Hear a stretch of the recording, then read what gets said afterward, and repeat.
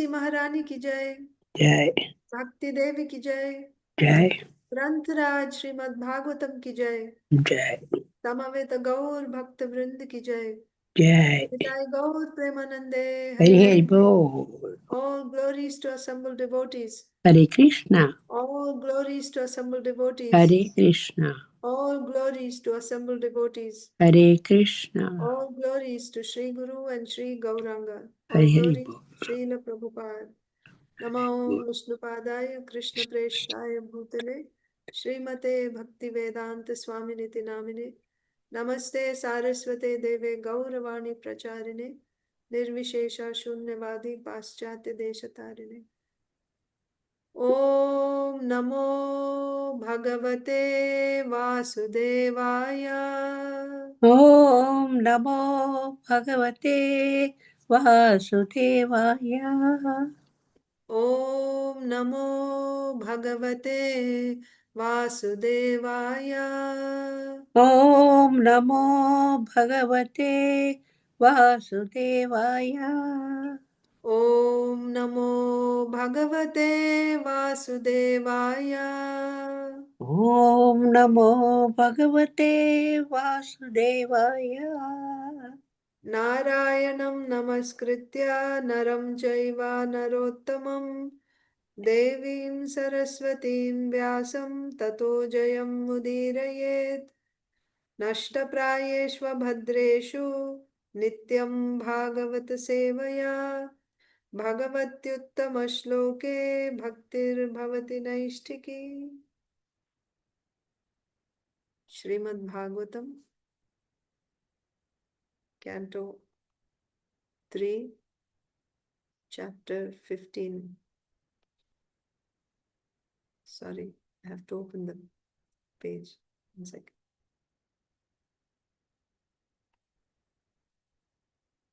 Yes, text 46.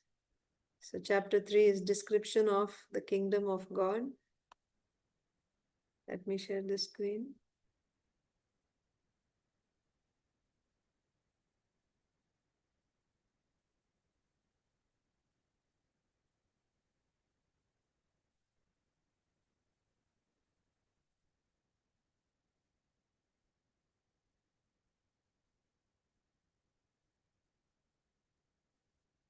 Yeah.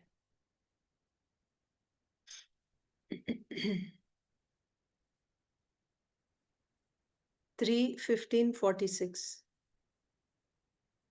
Kumara ऊचुः योऽन्तर्हितो हृदि गतोऽपि दुरात्मनां त्वम्. Make it bigger. सोऽद्यैव नो नयनमूलमनन्तराद्धः यर्ह्येव कर्णविवरेण गुहां गतो नः पित्रानुवर्णितरः भवदुद्भवेन. कुमारा ऊचुः योऽन्तर्हितो हृदि गतोऽपि दुरात्मनां त्वम् सोऽद्यैव नो नयनमूलमनन्तराद्धः यर्ह्येव कर्णविवरेण गुहां गतो नः पित्रानुवर्णितरः भवदुद्भवेन.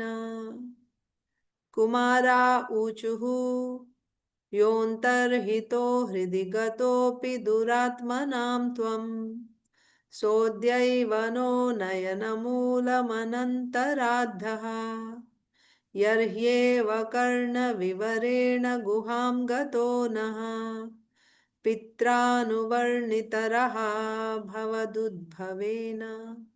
Please chant.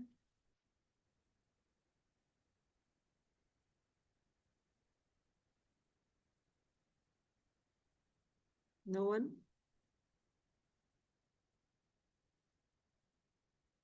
Hare Krishna.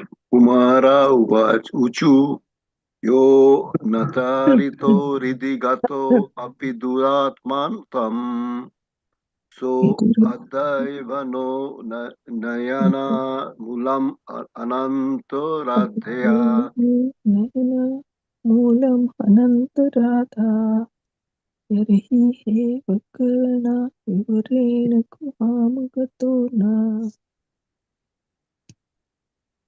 What happened? Sorry.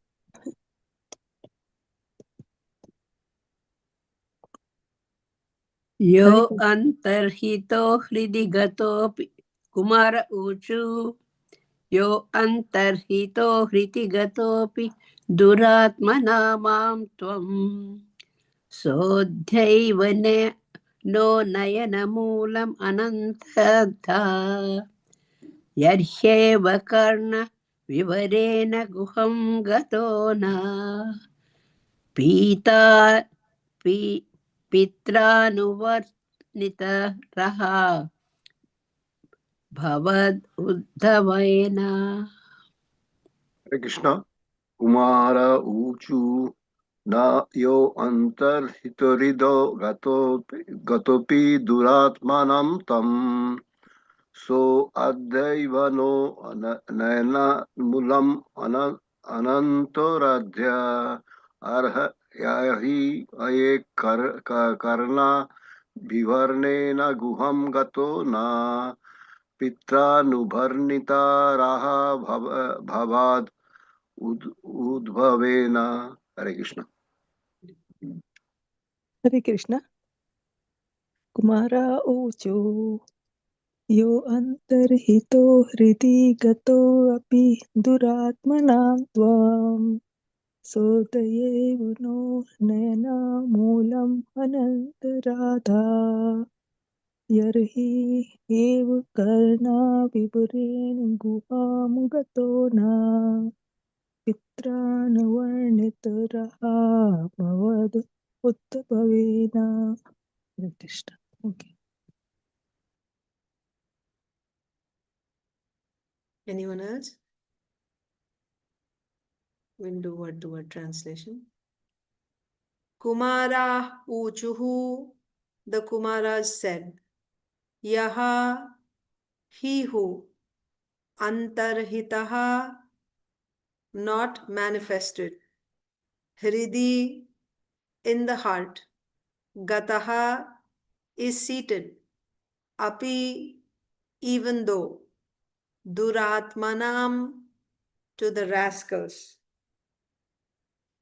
Tvam, you, Saha, he, Adya, today, Eva, certainly, Naha, of us, Nayana Moolam, face to face, Ananta, O unlimited one, Radhaha, attained, Yarhi, when, Eva, certainly, Karna Vivarena, through the years, Guham, intelligence, Gataha, have attained, Naha, our, Pitra, by our father, Anuvarnita, described, Rahaha, mysteries, Bhavat Udbhavena, by your appearance. Translation and purport by His Divine Grace, A.C. Bhaktivedanta Swami Srila Prabhupada. Srila Prabhupada ki jai. Translation. The Kumaras said, Our dear Lord, you are not manifested to rascals, even though you are seated within the heart of everyone. But as far as we are concerned, we see you face to face, although you are unlimited. The statements we have heard about you from our father Brahma through the years have now been actually realized by your kind appearance. I'll read that again.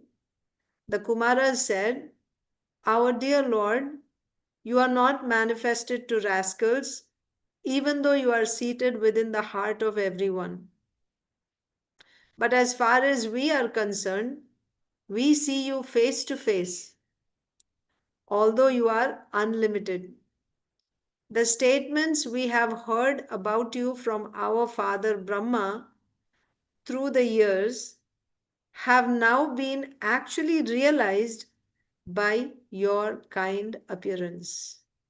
Purport. The so-called yogis who concentrate their mind or meditate upon the impersonal or void are described here. This verse of Srimad Bhagavatam describes persons who are expected to be very expert yogis engaged in meditation, but who do not find the Supreme Personality of Godhead seated within the heart. These persons are described here as Duratma, which means a person who has a very crooked heart or a less intelligent person, just opposite to a Mahatma, which means one who has a broad heart. Those so called yogis who, although engaged in meditation, are not broad hearted, cannot find the four-handed Narayan form, even though he is seated within their heart. Although the first realization of the Supreme Absolute Truth is impersonal Brahman, one should not remain satisfied with experiencing the impersonal effulgence of the Supreme Lord. In the Ishopanishad also, the devotee prays that the glaring effulgence of Brahman may be removed from his eyes so that he can see the real personal feature of the Lord and thus satisfy himself fully. Similarly, although the Lord is not visible in the beginning because of his glaring bodily effulgence, if a devotee sincerely wants to see him, the Lord is revealed to him. It is said in Bhagavad Gita that the Lord cannot be seen by our imperfect eyes. He cannot be heard by our imperfect ears, and he cannot be experienced by our imperfect senses. But that if one engages in devotional service with faith and devotion, then God reveals himself. Here the four sages Sanat Kumar, Sanatan, Sanandan, and Sanaka are described as actually sincere devotees. Although they had heard from their father Brahma about the personal feature of the Lord, only the impersonal feature Brahman was revealed to them. But because they were sincerely searching for the Lord, they finally saw his personal feature directly, which corresponded with the description given by their father. They thus became fully satisfied.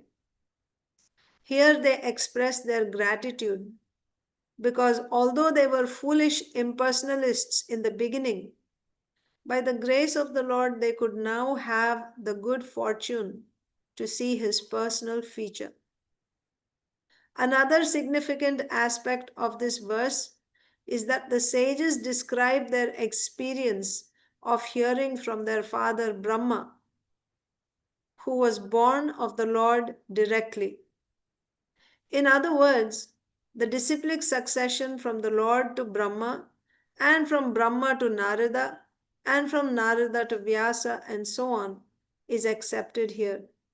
Because the Kumaras were sons of Brahma, they had the opportunity to learn Vedic knowledge from the disciplic succession of Brahma.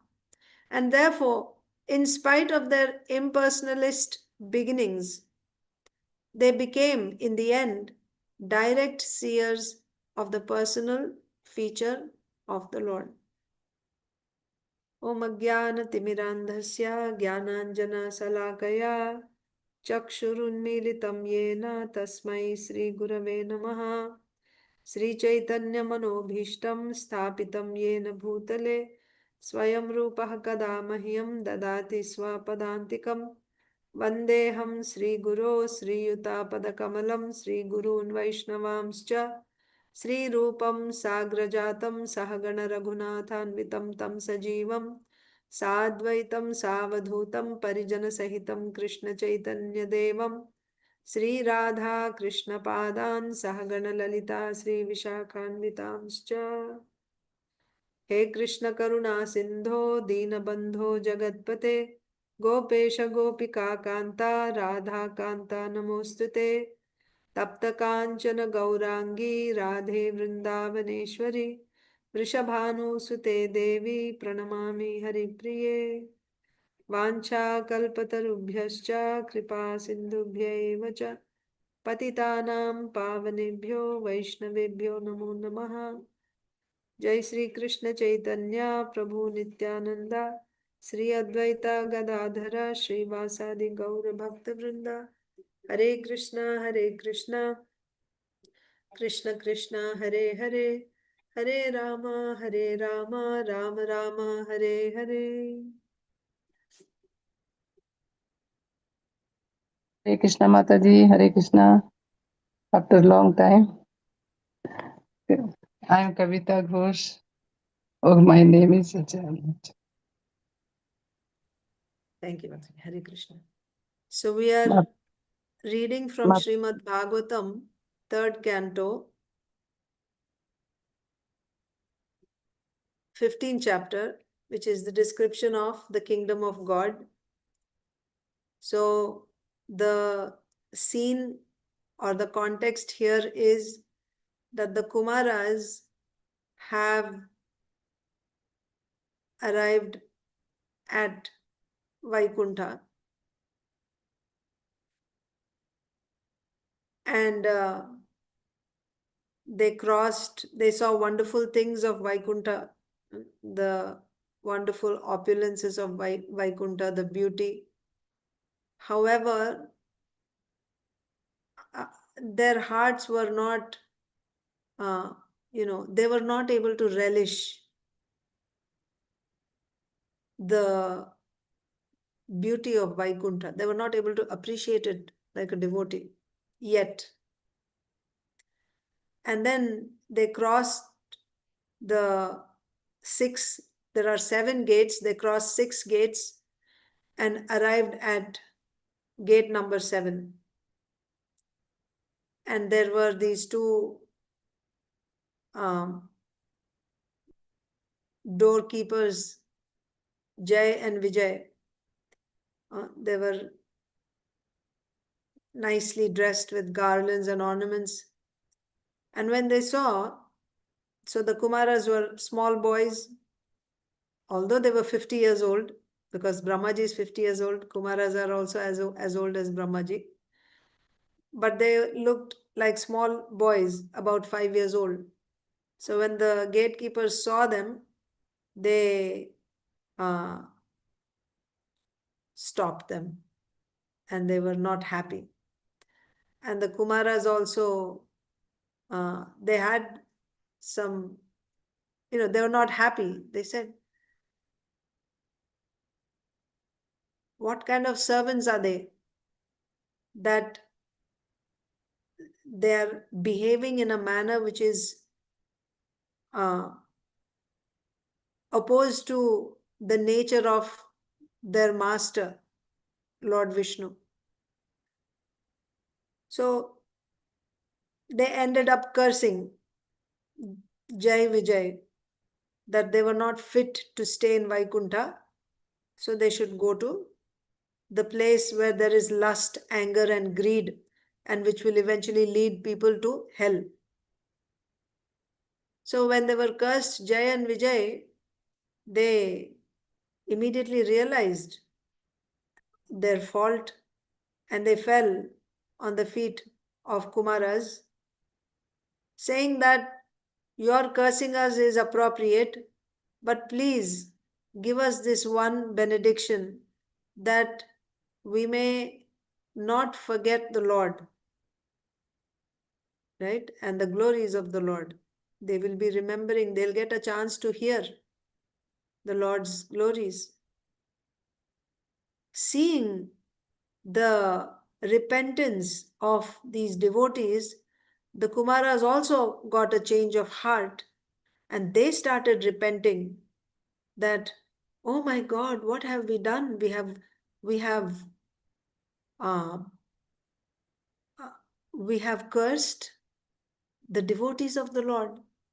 So this is the effect of coming in the association of devotees. So the Kumaras were impersonalists, Brahmavadis.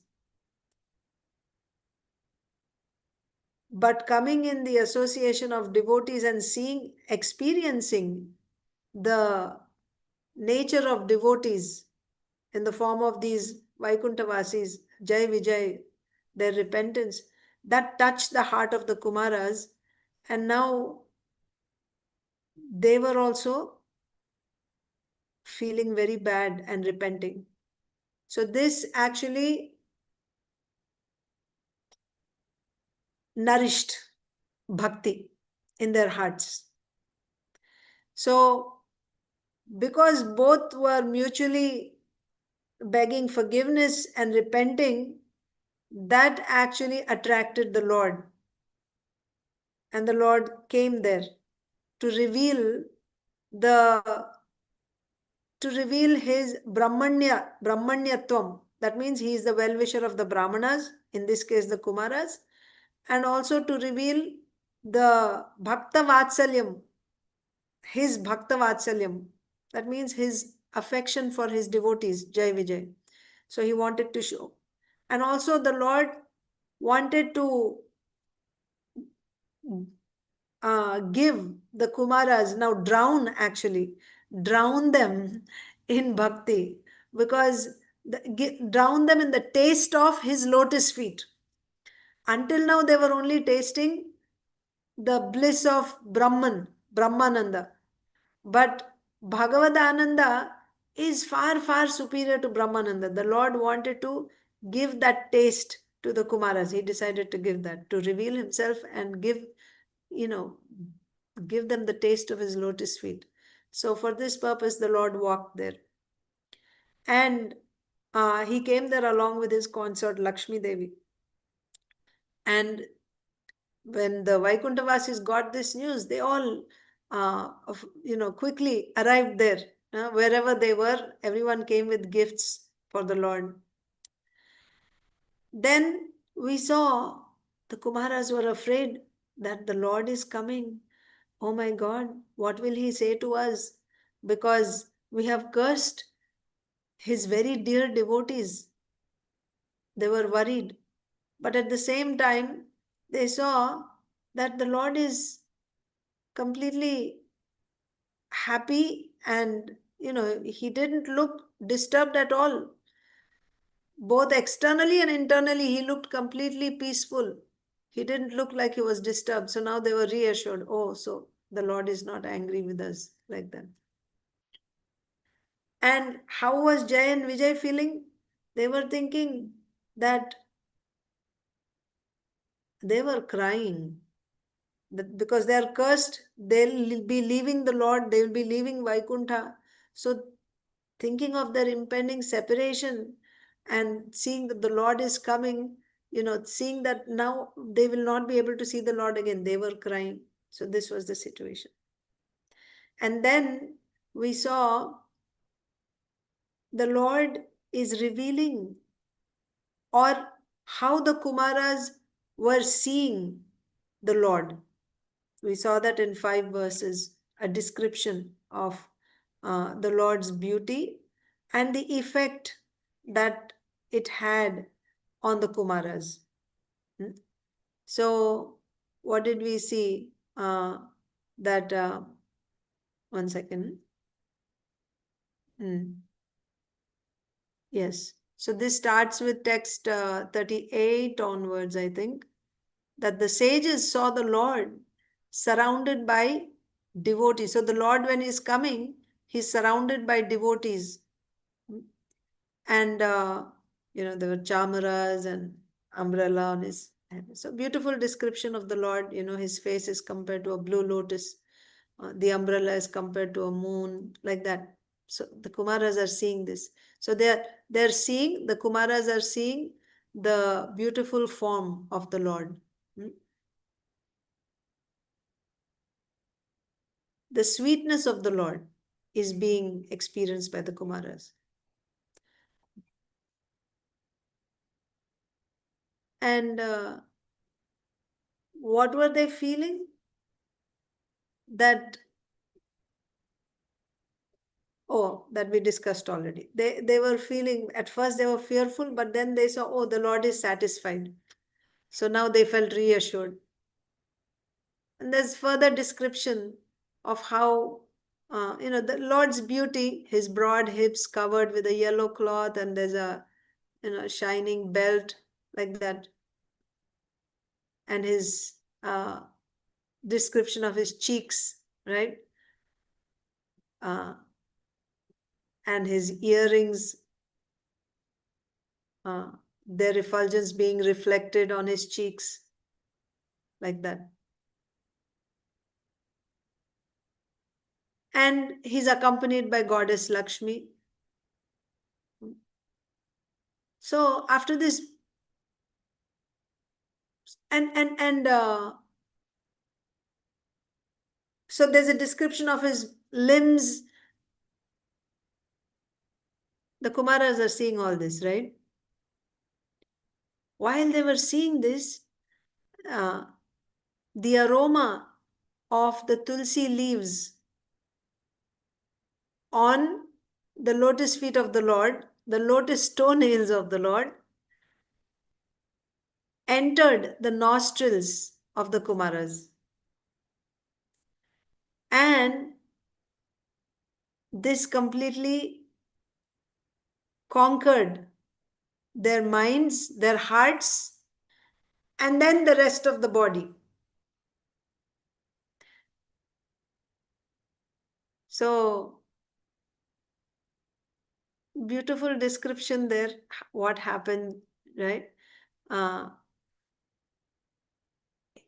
analogy is given when the enemy wants to conquer a fort. What does he do?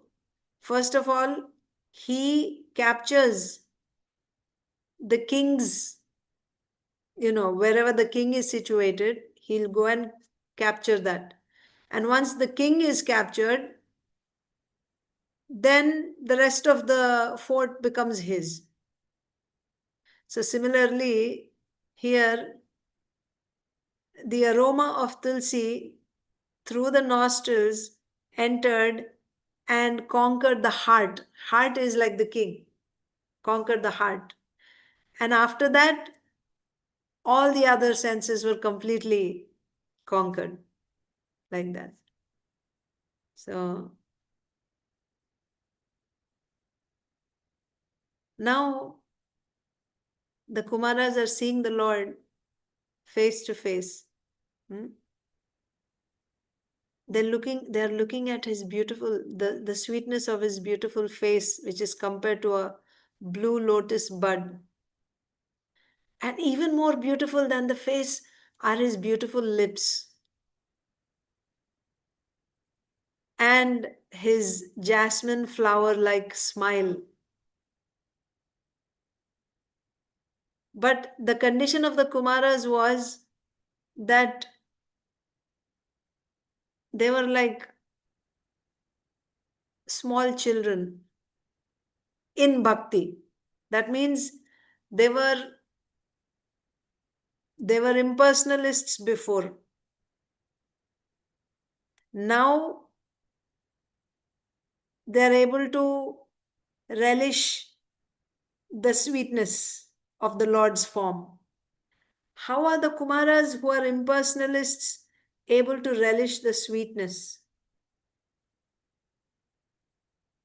of the Lord's form? So that they explain in today's verse. Actually, in verse 44 also it is said, partly.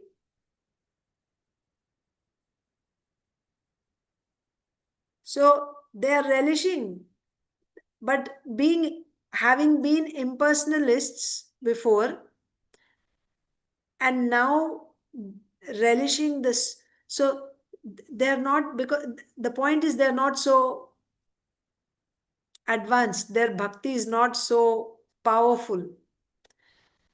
So therefore, it's like a small child and you give so many fruits. We remember that pastime of the fruit vendor in Krishna's pastime. He's a small boy, and the fruit vendor keeps so many fruits in his arms. So, what will be the condition of a small child in trying to hold those fruits? Hold all of them. Yeah, right. Trying to hold but unable to hold. This is So sweet. exactly, yeah, this is exactly the condition of the Kumaras, that there's so much beauty, so much sweetness. Every limb of Krishna, as we saw in those 5 verses description, his smile, his face, right? Just his face was so attractive. They could not take in sufficiently. That means there was so much, but they couldn't contain it. Their container was small, right? Why? Because their bhakti was not as powerful. So they were not able to take in all that beauty. And meanwhile, while looking at the face, oh, this is also there, this is also there, right? They're completely bewildered what to take. So then they look at the lotus feet. Oh, the lotus feet, the toenails are so beautiful, so attractive. And they just keep looking at the toenails. But then, oh, I'm missing out on the beautiful face. So they just go up and start looking at the beautiful face. And again, the toenails. So they just keep going up and down like this, trying to hold all that beauty. This is the condition of the Kumaras. So, uh,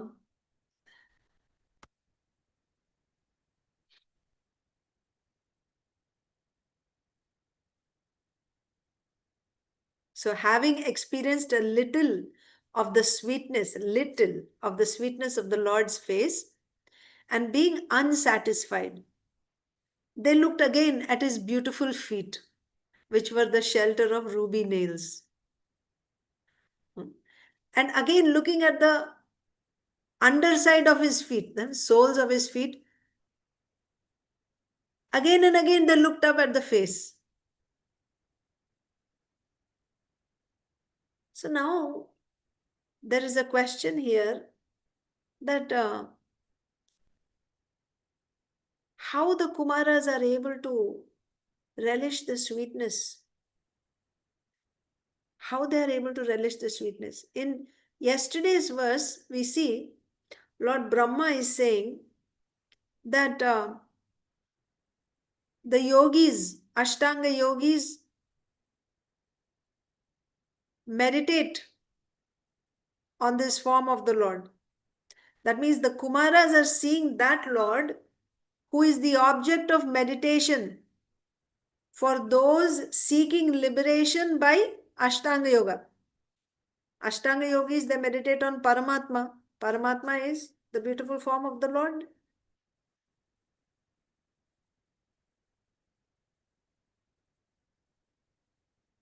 That form which is meditated on by Ashtanga yogis is being seen by the Kumaras.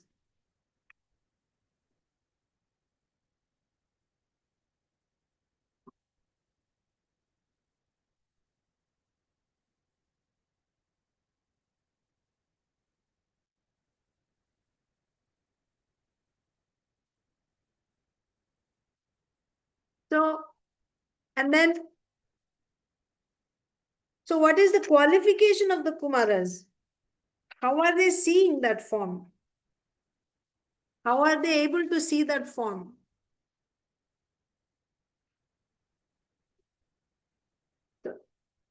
Labdhashishaha. Punar aveksha tadiyam angri. Labdha ashishaha. Labdha means to receive. Ashisha means blessings or the mercy. They received the mercy of Lord Brahma and also their brother Narad Muni. Because of receiving mercy of Lord Brahma and then their brother Narad Muni. Now they got the mercy of the Supreme Lord, and because of receiving the mercy of the Supreme Lord, they are able to experience the Lord's sweetness.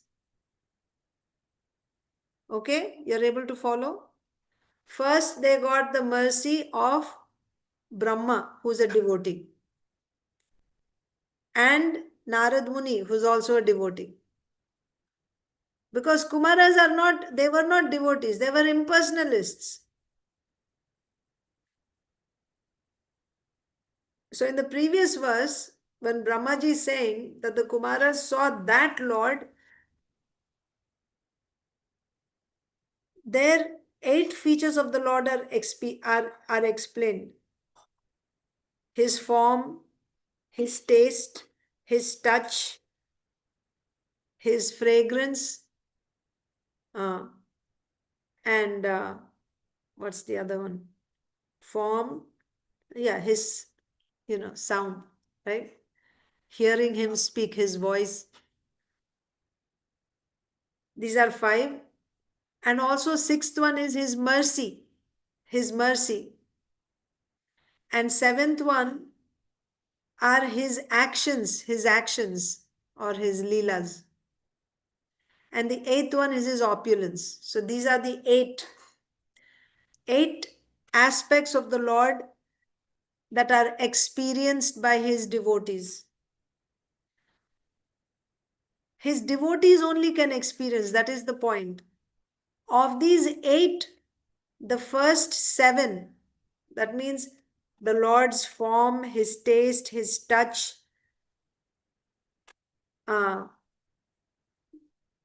his voice, right?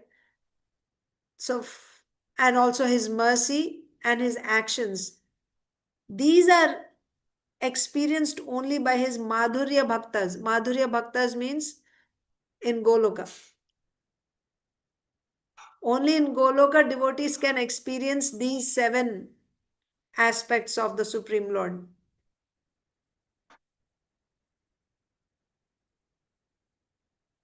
And his Aishwarya devotees, they experience his opulence.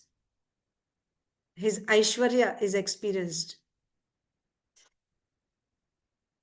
And even those who get mukti, Salokya, Sarupya, Samipya, Mukti in Vaikuntha, they can also experience the Lord's opulence. Aishwarya can be experienced. But the Kumaras, we know they are impersonalists. How they are experiencing? That's the question here. So what was the verse today? Now the Kumaras are speaking. Kumara Uchu, what are they saying? Yontar hito hridigato pi duratmanam tvam. Yaha. That means that person, the Supreme Lord, antarhitaha, he is not manifested. Even though he is situated in the heart of everyone, not everyone is able to see him or experience him. Kumaras are saying now. So what happened before this? They actually are able to experience. They are experiencing his beauty, his sweetness. And they're not able to contain it. That's why they're going back and they're completely bewildered. They don't know what to do. They're overwhelmed. Who are the Kumaras? They are fixed in Brahmananda. Not that they once experienced, they are fixed in Brahmananda. But the Ananda coming from the beauty of the Lord is far, far more superior, that they just gave up that Brahmananda when they encountered the Lord's sweetness, his beautiful form. And what to speak of when that aroma of Tulsi entered into their heart? They completely, simply by the aroma of Tulsi, which is on one of his limbs, right? By that aroma, this is their condition. What will happen if the Lord actually embraced them? But even that much was sufficient to completely bewilder the Kumaras. So now, after experiencing this sweetness, now they're speaking. They're saying, my Lord, those who are duratmas, they cannot see you. They cannot experience your sweetness. Duratmas cannot experience your sweetness. Even though you are present in their heart, they don't see you. They don't experience you. Then, Sodhyaivano Nayanamoolam Anantaradhaha. So, my Lord, you are that person who is not visible to uh, everyone. Even though you're there in everyone's heart, you're not visible. But you became visible to us. Oh, what unlimited mercy! What great mercy! How fortunate we are! We have experienced the bliss of seeing you directly today.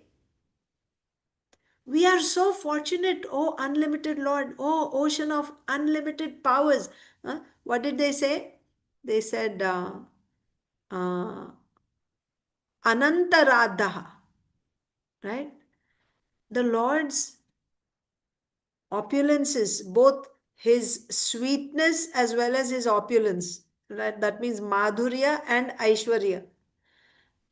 They are unlimited, there's no limit. Nobody can measure the limit of his sweetness. Sweetness means, again, his taste, his touch, his everything, the sweetness coming from his fragrance of his body. You cannot compare it with anything else in the entire creation or anywhere. The form, right? His beautiful form. Everything is so sweet, right? Madhurad adharam madhuram, vadanam madhuram. Everything about him is madhuram. Extreme sweetness. There's no limit. That's why Anantarada, Ananta, there's no limit to his sweetness and there is no limit to his opulences. So the Kumaras are saying that, oh, unlimited Lord, oh, ocean of unlimited sweetness and unlimited Aishwarya, powers. Even though you are situated in the heart of everyone, you are not visible to the sinful. Duratmas means Duratma.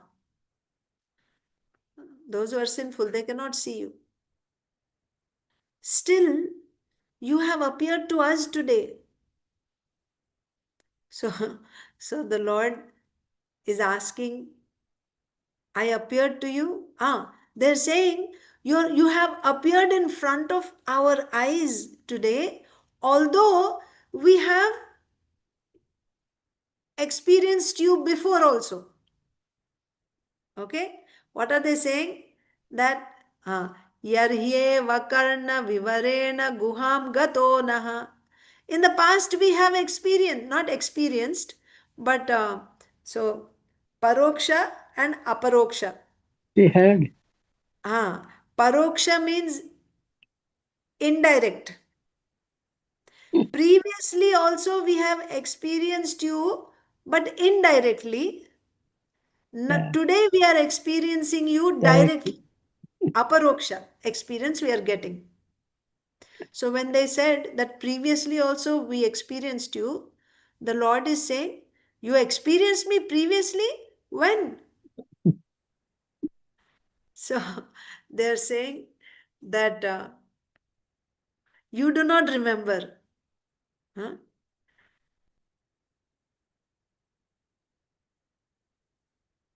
Our father, Brahmaji, had described your form to us. Your secret nature was described to us by our father Brahmaji.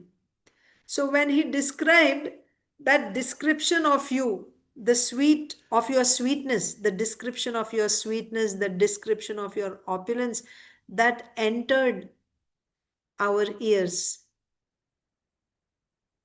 And we experienced you through our intelligence. That's why aparoksha.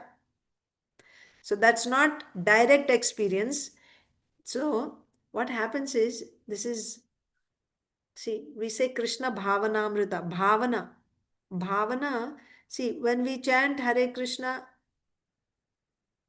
or when we are doing some devotional service, are you experiencing some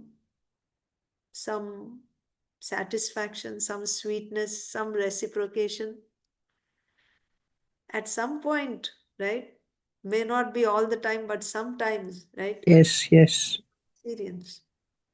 You take darshan of the deities, you're there in Mangalarti, or you experience. What is that experience?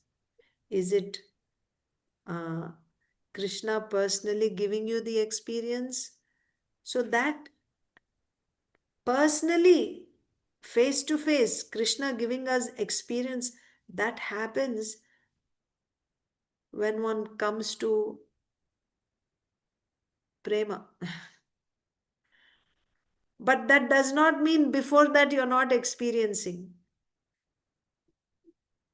That experience is indirect. There's two here, direct and indirect experience. Indirect experience is in the form of bhavana. It's Krishna only, but you experience him indirectly in the form of Krishna consciousness. You experience him in the form of Krishna consciousness. But direct experience he will give you when he is pleased by your sadhana and he reveals himself. So in the case of Kumaras, now he is giving direct experience. But before that, they heard from Brahmaji, the Lord's description. So, why Brahmaji described?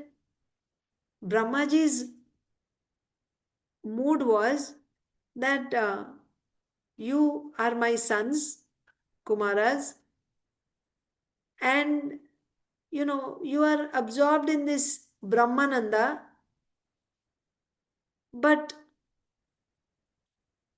what is there in this Brahmananda? Huh? Listen to the wonderful description of the Lord. What is this Ananda that you are relishing? This is nothing. Real Ananda is something else. And after saying this, he actually blessed them. Right? He blessed them, saying Astu. And after blessing them, he started describing Bhagavan. Because of Brahmaji's blessing, the Kumaras accepted Bhakti, Lord Vishnu's Bhakti. Previously, they were Gyanis. But because of Brahmaji's blessing, now they accepted Vishnu Bhakti. When they accepted Bhakti and when they heard Shravanam, right, hearing, they were experiencing the Lord indirectly through their mind and through their intelligence. Through Krishna Bhavana, they were experiencing. That means the Lord entered into the mind and intelligence in the form of bhavana or consciousness. And when the Lord enters there, then there is some taste experienced by the devotee. So that's why the Kumaras are saying in this verse that, my Lord, we have heard about your descriptions from our father. At that time, we got paroksha experience of you in the form of bhavana. Okay? But now, today, we became so fortunate. By your mercy, we are able to experience you directly. Face to face, we are experiencing you directly. So there's a very important philosophical point to be understood here. The Lord's mercy. So the Kumaras, how they came to Vaikuntha? They came to Vaikuntha looking for Lord Vishnu. If they are Gyanis, why are they looking for Lord Vishnu? Because Gyanis' goal is going and merging into impersonal Brahmajyoti. Why they came to Vaikuntha looking for Lord Vishnu? Of course, there are, it's the Lord's desire that's there, But how they got this inspiration to come? Because they heard a description of Vaikuntha and of Lord Vishnu. And after hearing, now they started searching, looking for the Lord. They got the desire. That means that desire was possible because of receiving mercy from the devotee. Unless you receive mercy from a devotee, you will not get any faith in bhakti in the Lord. Okay. Now, after receiving the devotee's mercy, what happened? They came to Vaikuntha. Now they received the Lord's mercy. The Lord personally walked there and he decided, I want to deliver them. Why the Lord decided like this? Because they already received the mercy of the devotee. The Lord gives his mercy after the devotee gives mercy. His mercy follows the devotee's mercy. First of all, we need the mercy of a devotee, and when we receive a devotee's mercy, the Lord's mercy will follow. So that's why the Lord came. And when will you experience the Lord? You can only experience the Lord. I'm talking about direct experience. Direct experience is only possible when the Lord, out of his own sweet will, reveals himself. When he reveals himself, that's when you will be able to experience him. When will he reveal himself? When he is pleased. When he is pleased by your sadhana. Not that by your sadhana you'll be able to see him. No.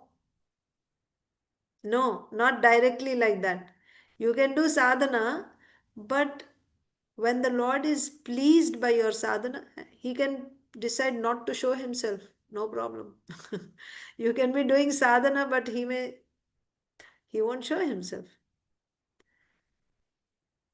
And in some cases, when someone receives the mercy of a devotee, even without doing sadhana, the Lord may, because that devotee gave mercy and the Lord's mercy follows behind the devotee's mercy, even without doing any sadhana, the Lord may reveal himself to that devotee. He can do that. So the point is, you will experience the Lord when the Lord reveals himself, when he gives his mercy, that's when you will experience him. So now look at the Kumara's case. They came to Vaikuntha because they heard from Brahmaji first. Brahmaji is a devotee. They got mercy of Brahmaji, so they came. But by coming to Vaikuntha, did they see the Lord immediately? No. They saw the Lord when the Lord came and he revealed himself. So experiencing the Lord is in the Lord's hand. But the Lord will give that. He will not give it until and unless you first get the devotee's mercy. Does that make sense? Or is it confusing? One more time I will say. First you need the devotee's mercy. By the devotee's mercy, you will get the Lord's mercy. When you get the Lord's mercy, then you can experience the Lord. Otherwise, no. Without the Lord's mercy, nobody can experience him. You cannot experience the Lord by devotee's mercy. By devotee's mercy, you'll get the Lord's mercy. By the Lord's mercy, you can experience the Lord. When does this experiencing of the Lord happen? It happens in Prema Bhakti. Bhava bhakti also you experience, but within your antakarana, within your heart, you will be experiencing. But face to face, direct experience happens when you come to prema. At that time, the Lord reveals Himself. Tesham satata yuktanam bhajatam priti purvakam dadami buddhi yogam tam yenamam upayantite. So there buddhi yoga is explained by Srila Vishwanath Chakravarti Thakur. He's actually in that prema stage. He's revealing himself. So here the Lord is revealing himself to the Kumaras. So how the Kumaras became so fortunate? Because of mercy from Brahmaji. Brahmaji had said, "O my sons, realizers of Brahman, meeting me directly is millions of times more blissful than realizing Brahman." Brahmaji is saying, that means meeting me, meeting Brahmaji, is more blissful than realizing Brahman. Let that be. Bhagavan, who is like a blue lotus with 4 strong arms, decorated with bracelets, armbands, and earrings, with moon-like face, residing in Vaikuntha, is available by bhakti. So Kumaras are telling the Lord, when we heard the blessings of mercy given by our father, a great devotee of the Lord, the fruits of that blessing would definitely appear in future. So because of that mercy, today we are able to meet you.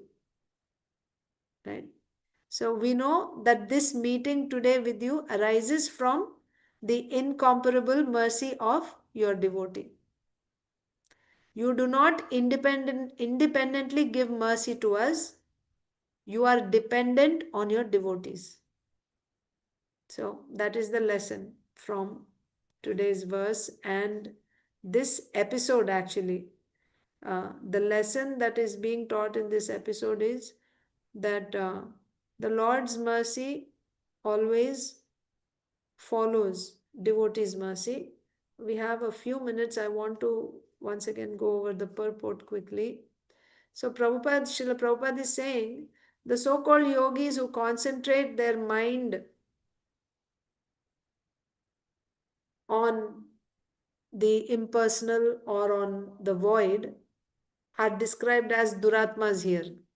That means the Lord is there in their heart also, but they cannot see the Lord.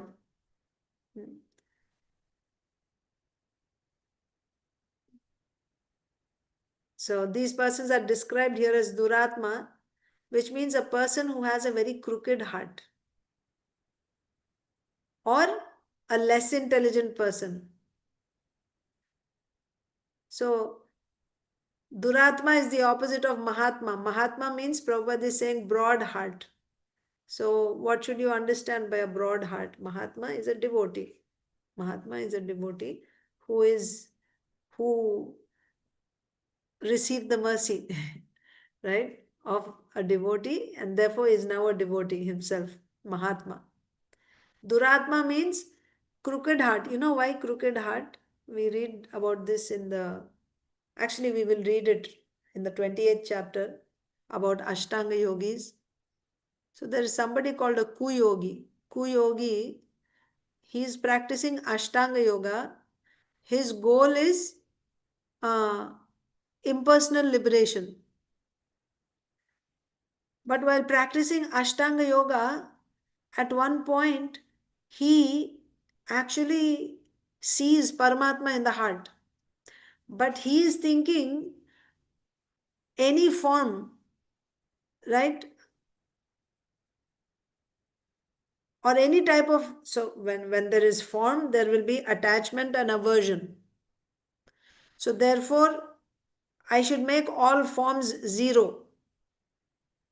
That is the practice of the of those who are aspiring for impersonal liberation. So this ku yogi means bad yogi. He's a yogi practicing Ashtanga yoga, but his goal is impersonal.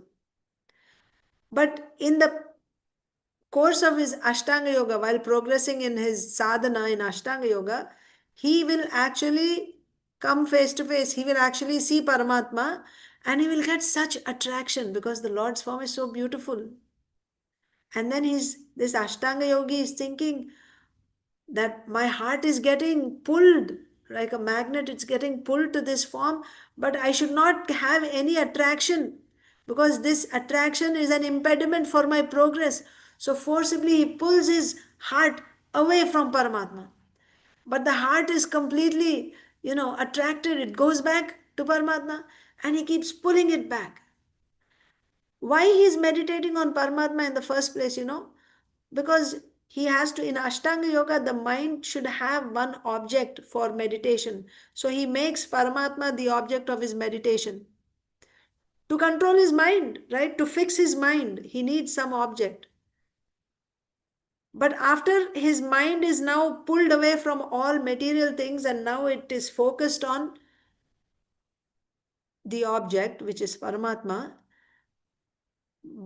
but because the Lord's form is so beautiful, his heart begins to melt and tears start coming from his eyes.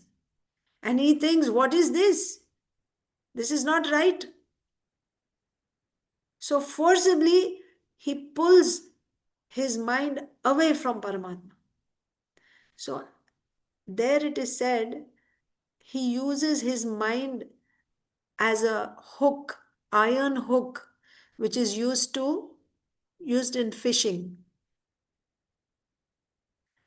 His mind is used like an iron hook. He throws it on Paramatma and he pulls it back the way people fish. So therefore it is very painful to the Lord. The point is, such yogis, kuyogis, they're actually very cruel.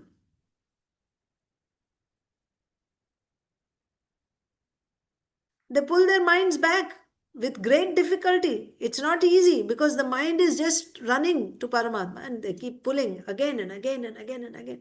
And finally, it's like, like a small child, right? It's attracted and you just keep pulling him away and finally his heart is broken like that. And the mind comes back. But then there is nothing to meditate on because the mind will not go back to lower things now. It got a higher taste. It has experienced Paramatma. What is beyond Paramatma? He's not doing bhakti. He didn't get the mercy of a devotee. And he cannot go down to material things anymore. And this yogi won't allow the mind to go on Paramatma, so it pulled it back. Because it has no engagement, the mind will just dissolve. His linga deha is dissolved, his body is dissolved. And that type of liberation he gets. He is not exactly getting Brahman liberation, but the Atma, there's another destination. Somebody who just remains as Atma, not exactly going to Brahman. So such a person is called a kuyogi. So that's why here Srila Prabhupada is saying Duratma, right? Who is a Duratma here?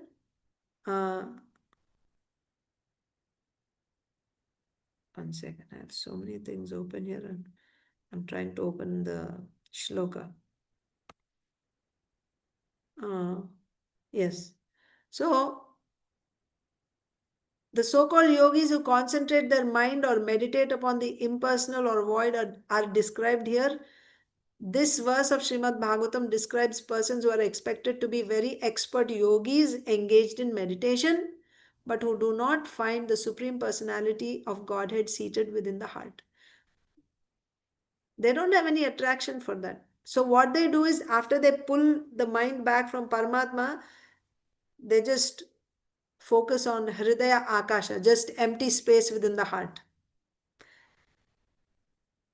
These persons are described as Duratma, which means a person who has a very crooked heart. Right? That's the thing. So, although they are engaged in meditation, they are not broad-hearted. They cannot find the four-handed Narayan form, even though he is seated within their heart. So, they're so, what do you say, such a unfortunate people, right? Even after seeing the Lord, they are not able to see him. That's the thing. So, because here the Kumaras are saying that, my Lord, you are there in everyone's heart, but still rascals cannot see you. So they're just appreciating how we are able to see. Then they say, why we are able to see? Because of the mercy of your devotee, Brahmaji. That's the only way. So also we can understand they were not able to, the Kuyogi, he was not able to appreciate because he didn't get the mercy of a devotee. So I'll stop there. Uh, Thank you all very much for your attention. Does anyone have any questions?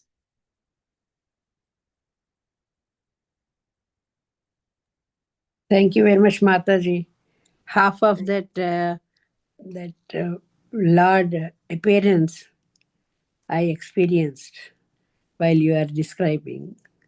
That is really something.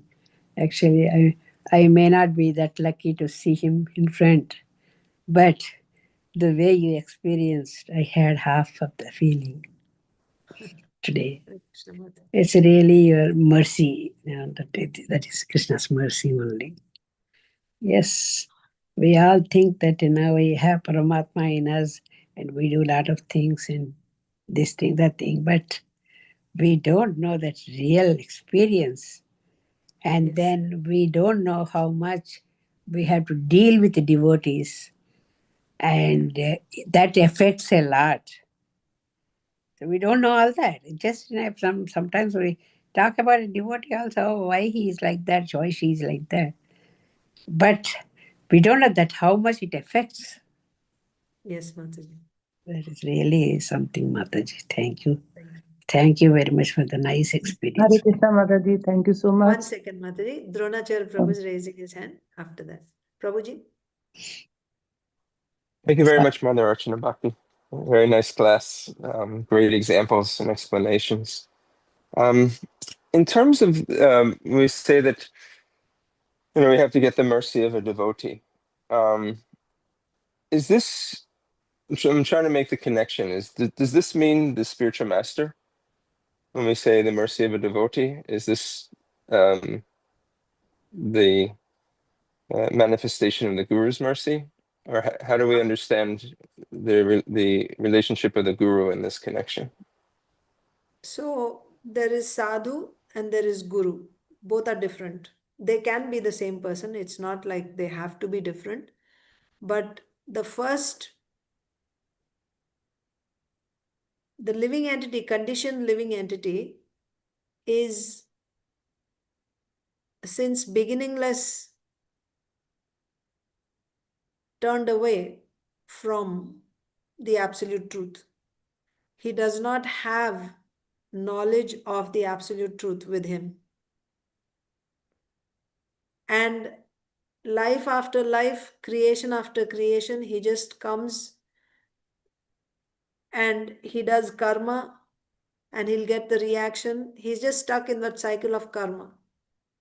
And after creation, he goes back into the body of Karanodakshai Vishnu, he stays there.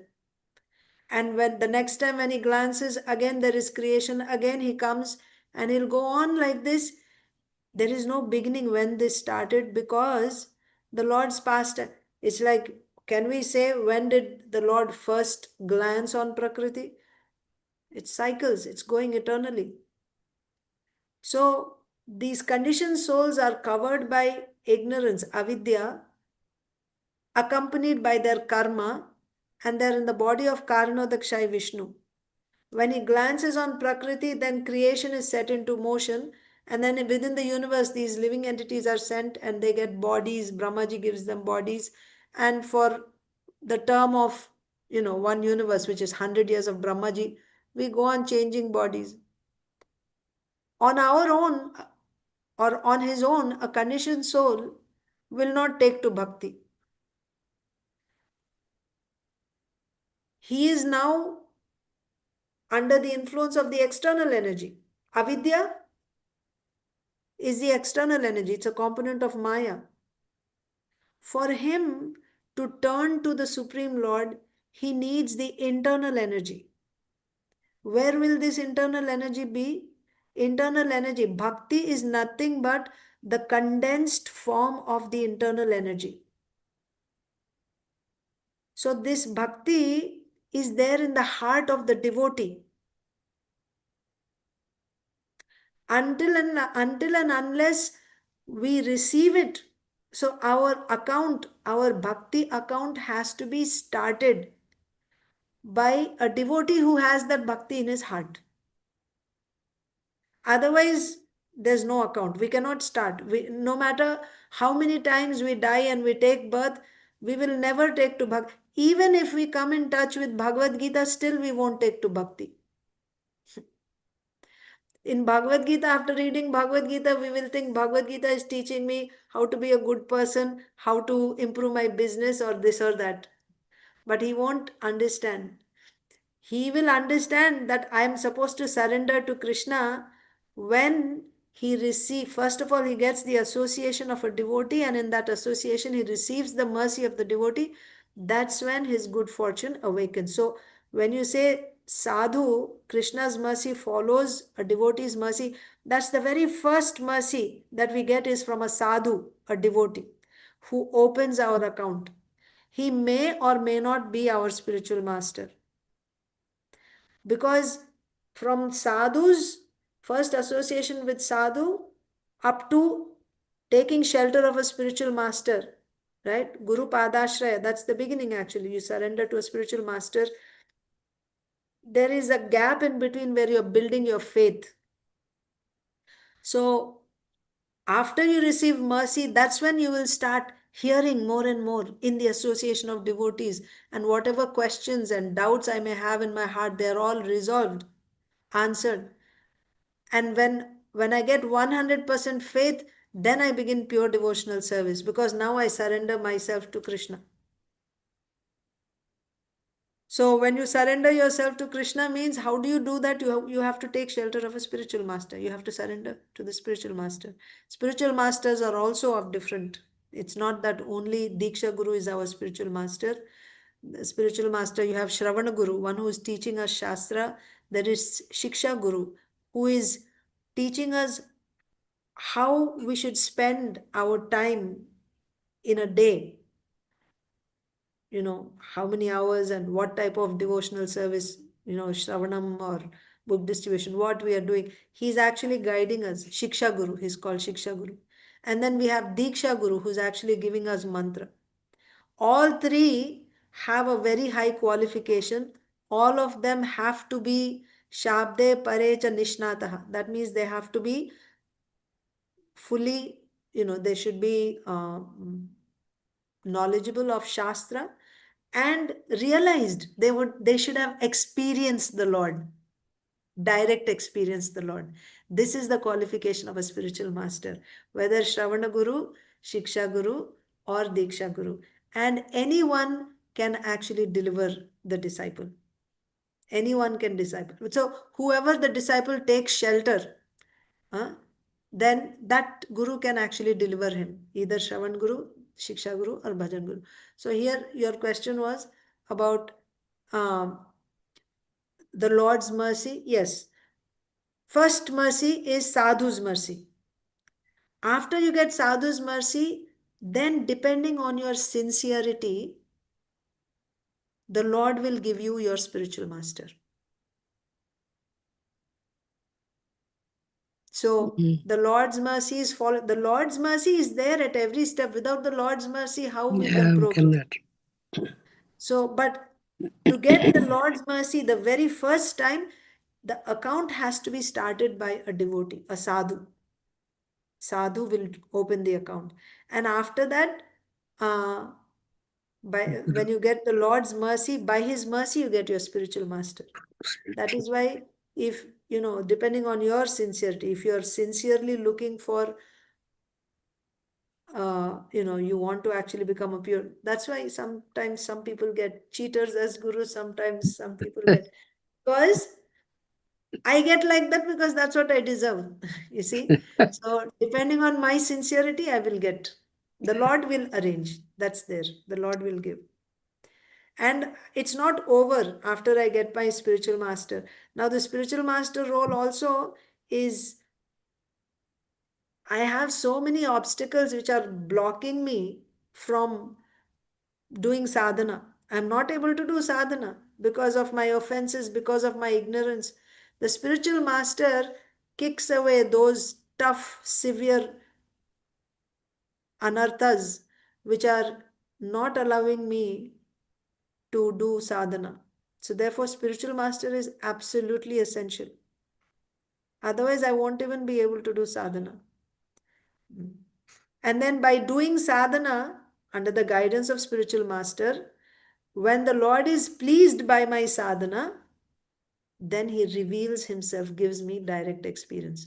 So, this is the whole journey in short.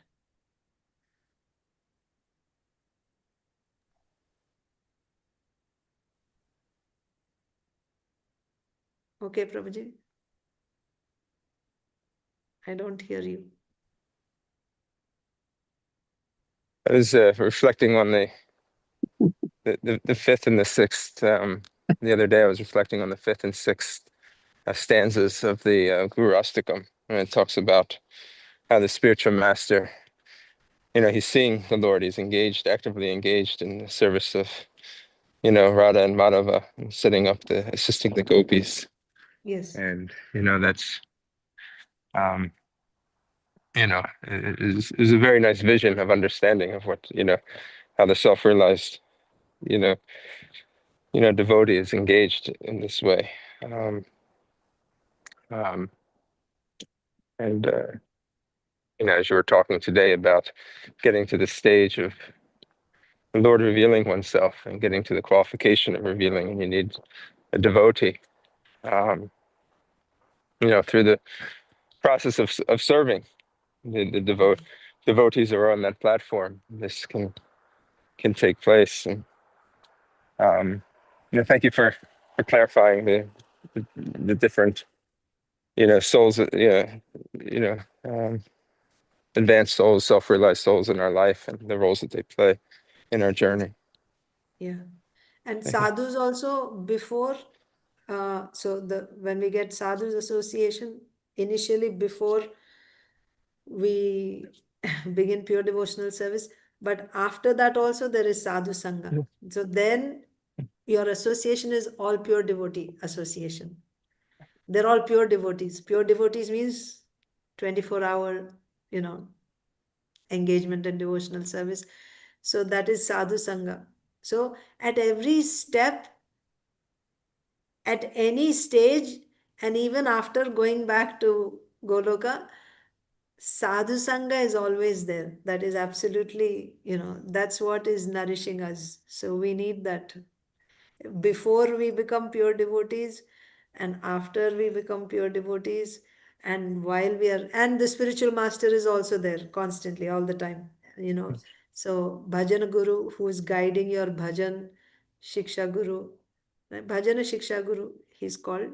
And then of course we have diksha guru, and like that. And in some cases all three are one person. He's only diksha guru, he's only bhajan guru, he's only shiksha guru, like that. Yes, Vrindavaneshwari Mataji. Hare Krishna, Prabhu. I really appreciate your class.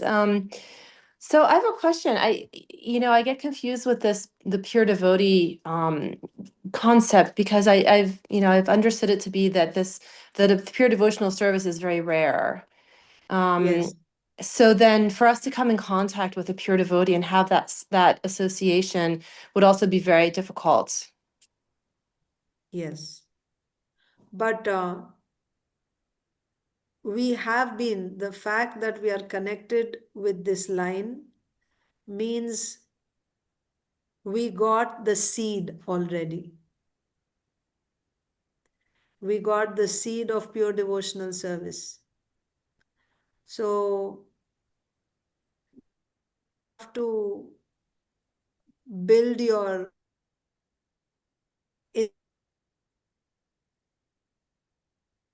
to get the association of pure devotees, that is the best.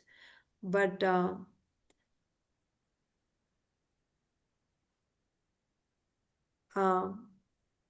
no doubt, pure devotees are very rare, because When you say pure devotee, the definition is Anyabhilashita shunyam jnana karma dhyanavritam anukulyena krishnanushilanam. That means he's doing 24 hours direct devotional service to Krishna. That means Shravanam Kirtanam. And that is not interrupted by any karma or jnana.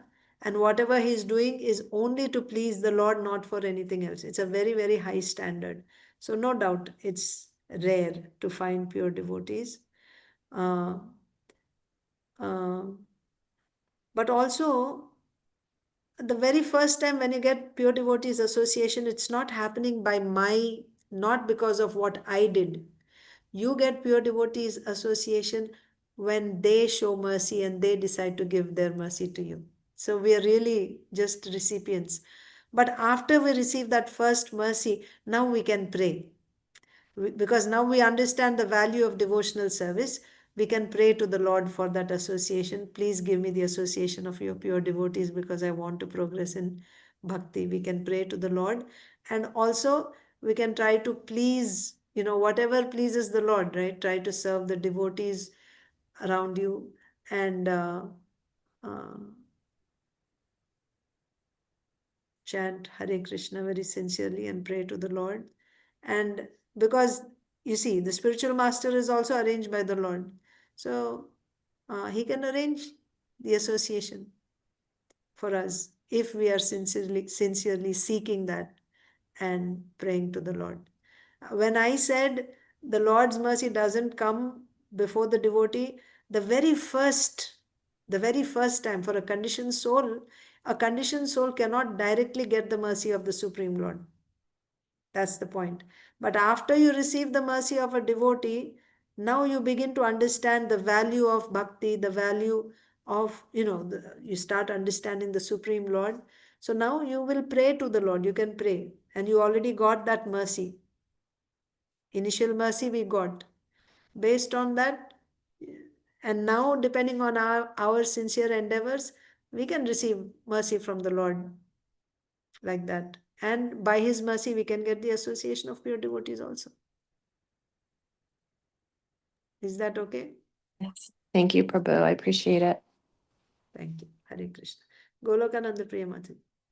Oh, Hare Krishna. I'm just wondering, the four Kumaras are the son of Lord Brahma, and how they became impersonalists, and when did they heard about the Lord from him? How did they become impersonalists? Yeah, that's a good question because Brahmaji is a devotee. They didn't. So obviously, they didn't hear about the Lord from Brahmaji before they became impersonalists. They were impersonalists. Actually, the Kumaras are known as Shaktyavesh avatars. Mm-hmm. They are, what do you say? So when you say Shaktya means a living entity which has the potency of the Supreme Lord. Avatar because he's carrying the potency. So what is the potency? They are representing the Jnana Shakti of the Lord. So that means from beginning they are impersonalists only. Living entities who are carrying the Jnana Shakti of the Lord. That is, Kumaras are impersonalists. That is why when Brahmaji created the Kumaras, immediately, because the whole purpose of Brahmaji's creating them was to procreate. He's a Prajapati. Yeah. But they refused and they left and they went. That means they were already Gyanis. So we don't know how they became that. I don't know. They're already Shaktavesh avatars in that sense. But after they were Gyanis, Brahmaji, like we saw, he said, you're thinking this Brahmananda is all in all. That's nothing compared to the pleasure, the bliss you experience in bhakti. And then he actually instructed them. Exactly when he instructed them, we don't know. Before they came to Vaikuntha. And that's when they got a desire to go and see now. That's what they say we heard from Brahmaji. Yes. Golokananda Mataji, Yeah, okay? makes sense because as soon as they were created, they just left. Right. So they were already liberated, Gyanis, yeah. Yeah. So that's why. Then after because the instruction from Brahma about the Lord, Yes. Yes. the personal form of the Lord. Yeah. Yeah. Yeah. Yeah. That's why first the devotee. So for them, when they heard from Brahmaji, that was their first, Yeah. mercy that they received from a devotee, like that.